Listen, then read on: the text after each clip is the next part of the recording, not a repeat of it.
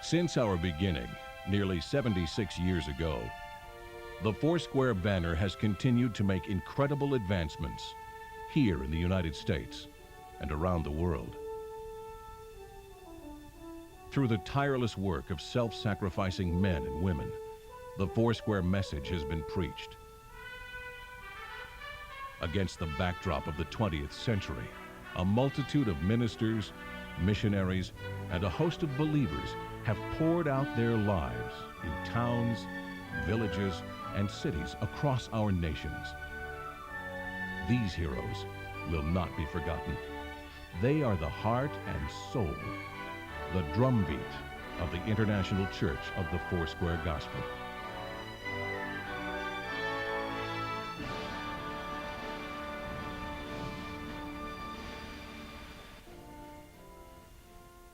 I was born in Providence, Rhode Island, and always kind of proud of that. Yeah. That's where the Plymouth Rock and folks came to the country, and we kind of started from there and went to other places. Also somewhere in one of my grandfathers, or just beyond them, they invented a Ferris wheel, the first one in the United States. Where did he find a model for that, or did they? Apparently the ideas were still coming from Europe, and he proceeded to build that. And we have a picture somewhere of this first Ferris wheel that he had built.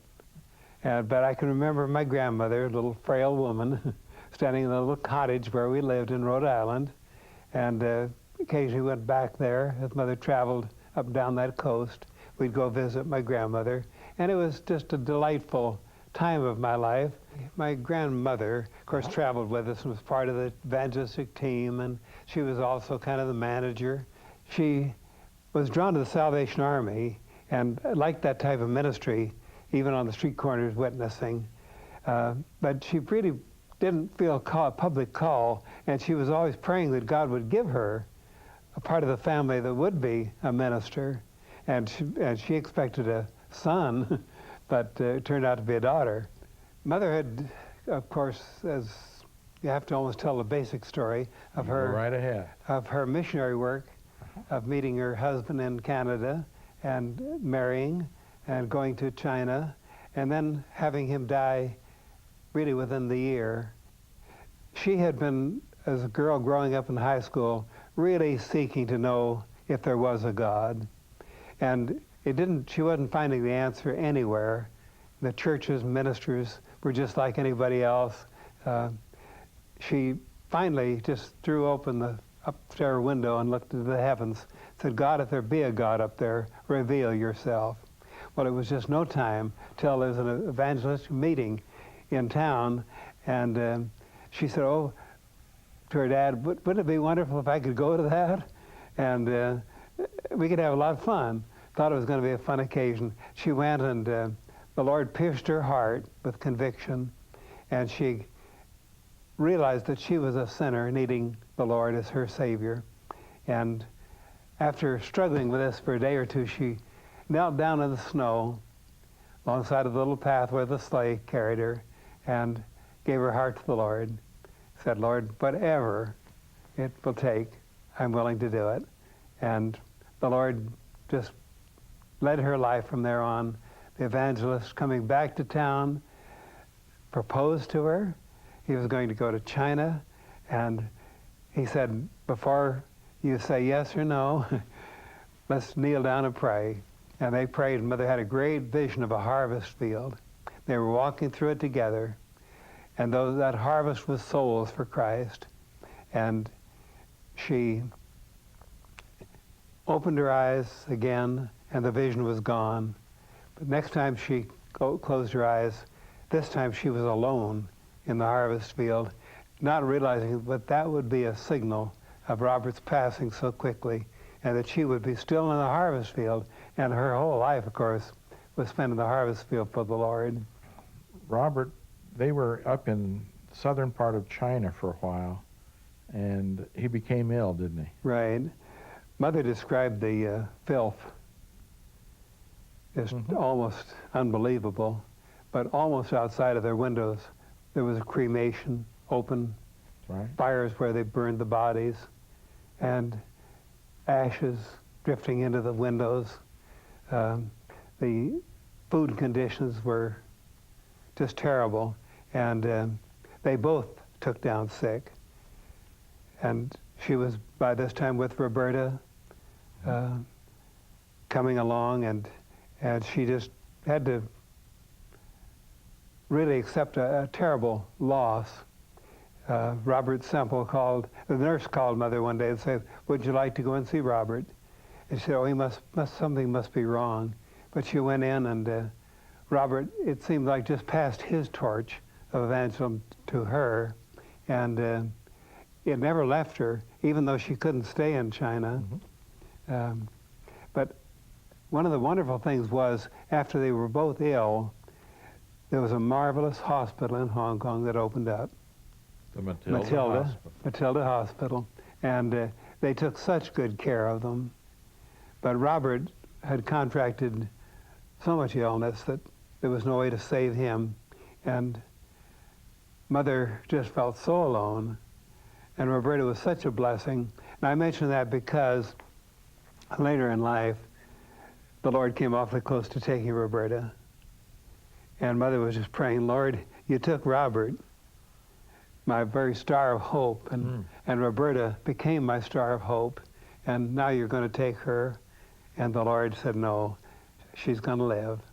And Mother had to return to the United States. Well, there were several years of difficulty, lonesomeness, and she tried to help my grandmother in her Salvation Army ministry, and went into the New York area, and at the theaters they would go into intermission into the lobby and solicit money for the Salvation Army.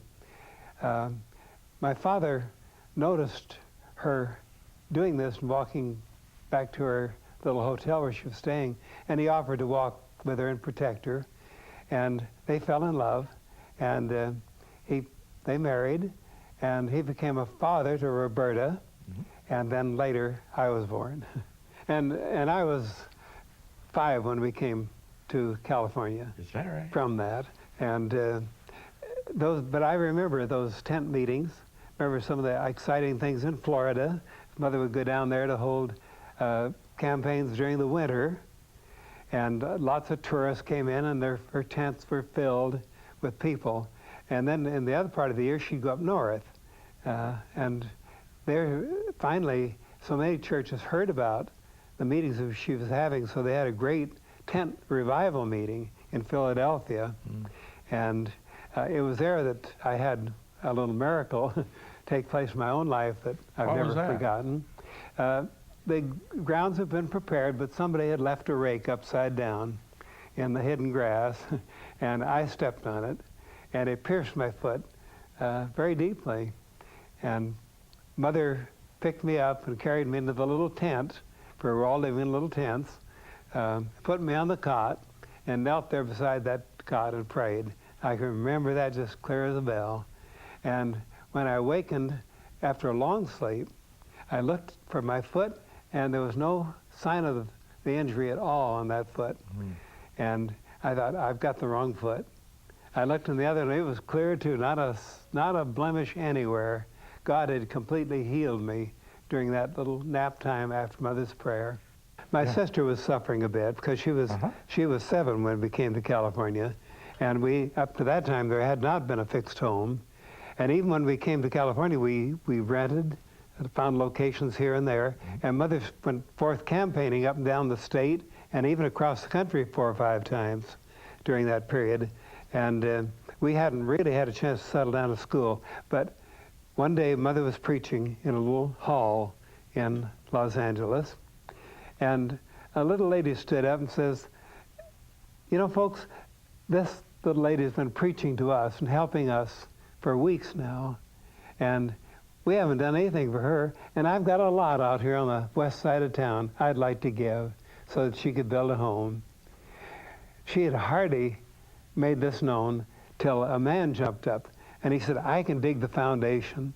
I've got a strong back, and I know how to prepare the basement and the foundation of the house." And another man said, "I've got some lumber in a yard out here, and I'll give that." And one by one, these tradesmen and store owners offered everything necessary to build that house. Well, within about 3 months, the house was built, and we children had our first home, where we've been traveling and been in, I think I'd been in 21 schools just for a few weeks at a time before the time I could really settle down in this house that God gave us. We called it the house that God gave us because he promised it, and he just miraculously caused people to give it. Yeah, I think that our life was so governed by God that we just felt like the children of Israel. Every day we moved when God wanted us to move, and he supplied our food like manna from heaven and clothes, and yet we were human. We needed things too, and we were growing children, and we'd go down to the south and think people were pretty poor. But the folks up north, remembering Mother's meetings and wanting to help the people, would send barrels of clothes down. And amongst other things, they remembered me and said, by then now, Rolf probably needs some shoes. Well, they'd forgotten, that 6 months go by and your feet grow about a half inch at that age of life, and those shoes wouldn't fit. And we felt so badly about that because we needed them at that time. And Roberta, so Mother, what did the children of Israel do? All those 40 years out there in the wilderness, how did they get by for shoes? Their feet were growing too. And Mother thought about it a minute, and she said, well, Roberta, I guess God just must have stretched them. And Roberta thought about that for a minute, and she said, well, Mother, if he stretched their shoes, couldn't he stretch Rolf's shoes? Mother said, well, I guess he could. Let's pray. And we all knelt down and prayed. And when we got up and put the shoes on, they fit perfectly. God had stretched them, or shrunk my feet, whatever it was, but they fit just perfect. Why did she come to California? Well, I think the thing I mentioned here about Roberta's health, Roberta was very near death, and God gave that answer that very hour that he would heal her and give us a home in Southern California. And Roberta was so happy over the news, and she said, Mother, do you think I could have a canary bird in that house? And I was kind of a little me too boy about that stage, and I said, could I have some rose bushes? And Mother said, well, if God could give us a home, he could give us a canary bird and some roses. Well, that day that the people pledged to build our house, one little lady got up and says, I don't have much to give, but I've got a canary bird that just sings beautifully, and I want to give that to Roberta. And then a man stood up, and he said, I've got some rose bushes I'd like to give Rolf. And I have pictures today watering the rose bushes in the yard. And they had no idea of what you guys had No, absolutely nothing was known of what God had promised, and just a miracle. It certainly gave us a lot of faith, and a lot of faith was needed. What made her choose the spot that is presently the site of Angelus Temple? I think she had this thing in her heart to build a house unto the Lord, which he had blessed us so much. I could see how she would just want to pour herself out in that. She was traveling across Los Angeles and saw this lot and thought, wouldn't that be a beautiful sight? But it wasn't for sale. And as she traveled across the city and came back again, there was suddenly a sign on the lot that said, snap this lot. And when she contacted the lady that owned it, she had just decided that she'd become land poor. She had more land than she needed and wanted to get rid of some of it. And she sold the lots to Mother to build the church. And we have a check, the first $100 that Mother had, and she presented to that lady that day and made a down payment to hold the property till she could get enough to buy it. And she could just picture the auditorium being that way, just megaphoned out to the corners. And she knew the number of floors right away, the way the doors would open, the way the carpets would flow to the altar, crimson carpet, crimson aisles, and she went to the builders.